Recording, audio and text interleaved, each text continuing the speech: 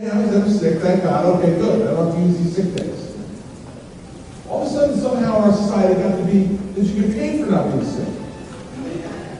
And you know what folks call these checks, by the way. Some public sector workers who get these checks, they call them the boat checks.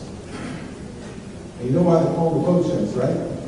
Because it's the check they use to buy their boat when they retire. That's how big these checks are. For many, many workers, hundreds of thousands of dollars that they get at the end. It's like a retirement gift. Now listen, if we want to give retirement gifts, let's just do it. You know, I think we're going to continue to do this to be fair, since all of you are paying for it. Let me make sure you understand the average, that $825 million, the average for every property taxpayer in New Jersey is $250. $250 of your hard-earned money that goes for these kind of payments.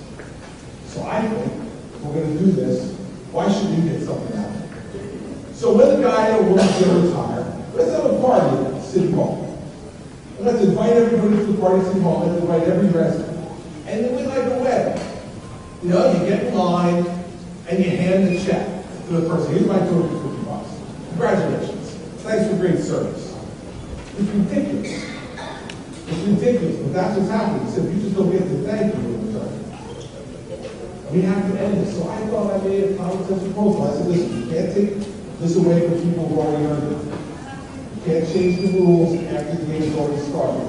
But going forward, sick time should just be for when you're sick.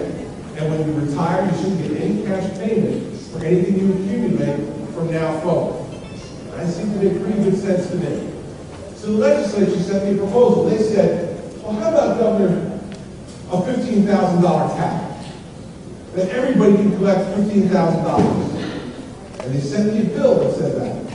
And I sent it back to them, saying no, zero, not $15,000. Now the latest proposal is, how about $7,500?